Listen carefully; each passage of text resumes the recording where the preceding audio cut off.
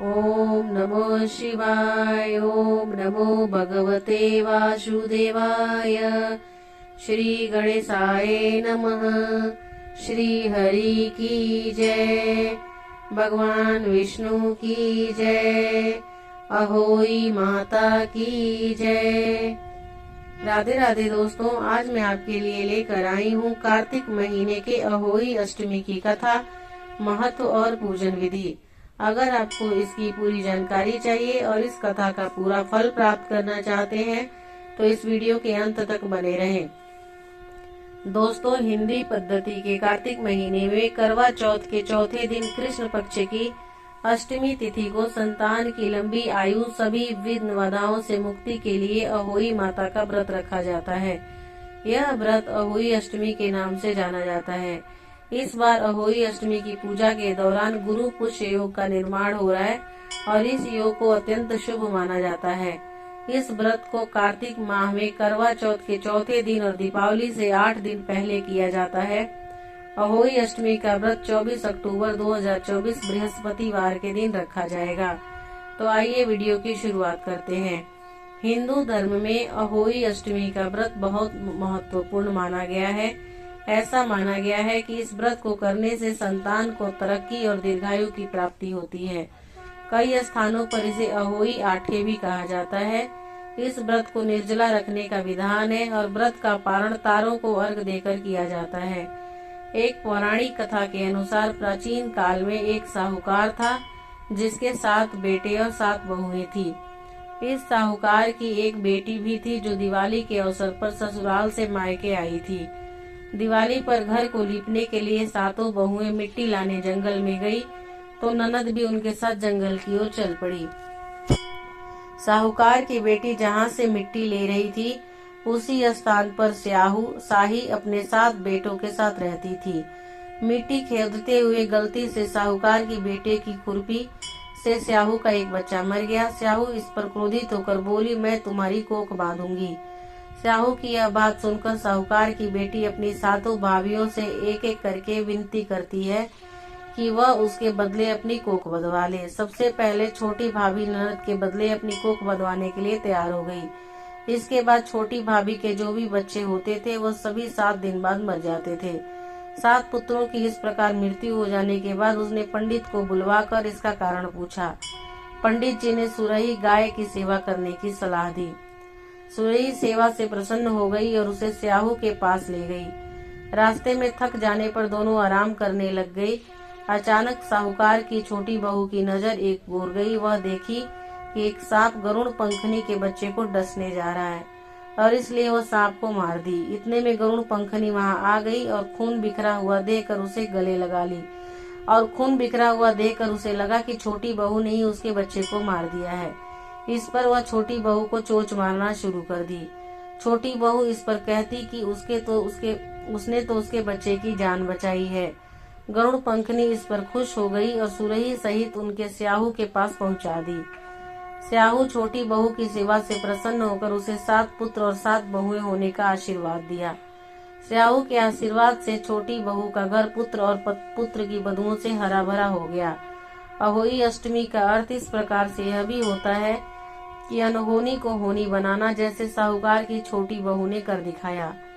एक दूसरे पौराणिक कथा के अनुसार एक बार एक औरत अपने 7 पुत्रों के साथ एक गांव में रहती थी। एक दिन कार्तिक महीने में वह औरत मिट्टी खोदने के लिए जंगल में गई। वहां पर उसने गलती से एक पशु के शावक की अपनी कुल्हाड़ी से हत्या कर दी।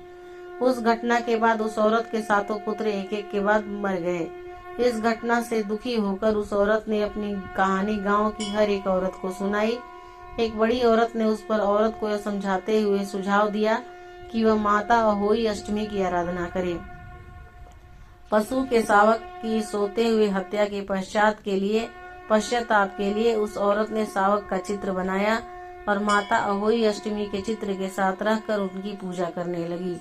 उस औरत ने 7 वर्ष तक अहोई अष्टमी का व्रत रखा और आखिर में उसके 7 पुत्र फिर से जीवित हो गए। अहोई अष्टमी व्रत का महत्व जान लेने के बाद आइए अब जाने कि यह व्रत किस प्रकार किया जाता है।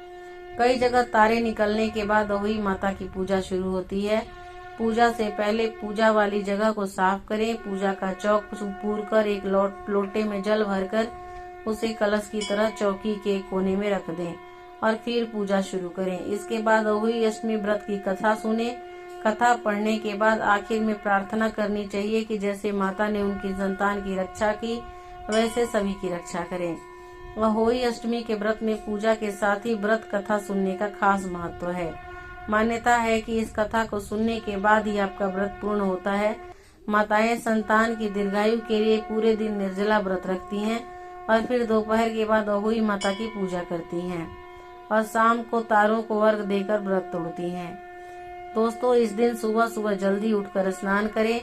पूजा के समय पुत्र की लंबी आयु और उसके सुखमय जीवन की कामना करें। इसके पश्चात अहोई अष्टमी व्रत का संकल्प लें। माँ पार्वती की आराधना करें। अहोई माता की पूजा के लिए गेरू से दीवार पर उनके चित्र के साथ ही शाही और उसके 7 पुत्रों की तस्वीर बनाएं। माता जी के सामने चावल की कटोरी, मूली, सिंघाड़ा आदि रखकर अहोई अष्टमी की व्रत का कथा सुने या सुनाएं। सुबह पूजा करते समय लोटे में पानी और उसके ऊपर करवा होना चाहिए। उसमें उपयोग किया जाने वाला करवा भी वही होना चाहिए जिसे करवा चौथ में इस्तेमाल किया गया हो। शाम में इन चित्रों की पूजा करें। लोटे के पानी से शाम को चावल के साथ तारों को अर्घ दें। अहोई पूजा में चांदी की अहोई बनाने का विधान है जिसे स्याहू कहते हैं। स्याहू की पूजा रोली, अक्षत, दूध व भात से करें। अहोई माता को माँ पार्वती का रूप माना जाता है। इन्हें संतान की रक्षा और उनकी लंबी उम्र प्रदान करने वाली देवी के रूप में पूजा जाता है। इनकी पूजा करने से महिलाओं की कुंडली में ऐसे योग बन जाते हैं जिससे बांझपन योग, गर्भपात से मुक्ति, संतान की असमय मृत्यु होना एवं दुष्ट संतान योग आदि सभी कुयोग समाप्त हो जाते हैं। अहोई अष्टमी का व्रत करवा चौथ के व्रत के 4 दिन बाद आता है। इस व्रत को अहोई आठे के नाम से भी जाना जाता है। अहोई अष्टमी का व्रत उत्तर भारत में अधिक लोकप्रिय है। इस दिन माताएं अपने बच्चों के लिए व्रत रखती हैं। वहीं अगर निसंतान महिलाएं इस दिन व्रत करती हैं तो माना जाता है कि उन्हें संतान की प्राप्ति होती है। दोस्तों, खुदाई करने से बचे। अहोई अष्टमी के दिन महिलाओं को मिट्टी से जुड़े कार्य करने से बचना चाहिए। काले रंग के कपड़े। अहोई अष्टमी के दिन व्रत रखने वाली औरतों को काले, नीले या डार्क कलर के कपड़े नहीं पहनना चाहिए। दोस्तों, कार्तिक कृष्ण पक्ष में तिथि त्योहारों की भरमार रहती है जिसमें करवा चौथ और अहोई अष्टमी महिलाओं के द्वारा किए जाने वाले विशेष 2 पर्व हैं जिनको मनाते हुए महिलाएं जहां शास्त्रीय एवं लोक रीति पूर्वक व्रत उपवास करती हैं, वहीं सांस्कृतिक कार्यक्रमों द्वारा उन्हें उत्सव का रूप प्रदान करती हैं। इन दोनों उत्सवों में जहां परिवार के कल्याण की भावना भरी हुई होती है, वहीं सास के चरणों को तीर्थ मानकर उनसे आशीर्वाद लेने की प्राचीन परंपरा आज भी दिखाई देती है। धार्मिक मान्यता है कि अहोई अष्टमी के दिन भगवान शिव और माता पार्वती की पूजा अर्चना करने से हर मनोकामना पूरी होती है और सुख समृद्धि का आशीर्वाद मिलता है। इसके अलावा अहोई अष्टमी का व्रत रखकर अहोई माता की पूजा करने से शीघ्र संतान की प्राप्ति होती है। अहोई अष्टमी पर तारों को देखकर अर्घ देने का समय शाम को 6:06 है। इस दिन सूर्यास्त 5:42 पर होगा। माताएं अहोई अष्टमी पर तारों को जल चढ़ाने के बाद पूजा करती हैं और उनके गुड़ के बने पुए से चंद्रमा जी का भोग लगाकर स्वयं भी उसे व्रत में खाती हैं। व्रत खोलते टाइम खाती हैं और बच्चों को भी वह पुए प्रसाद के रूप में देती हैं। अहोई अष्टमी व्रत का महत्व। अहोई अष्टमी व्रत का महत्व बहुत ही खास माना गया है। इस व्रत को करने से अपनी संतान खुशहाल होने के साथ ही दीर्घायु भी होती है। हर प्रकार के रोगों से उनकी रक्षा होती है और स्याहू माता बच्चों का भाग्य बनाती है और उनकी हर बुरी नजर से बचाती है।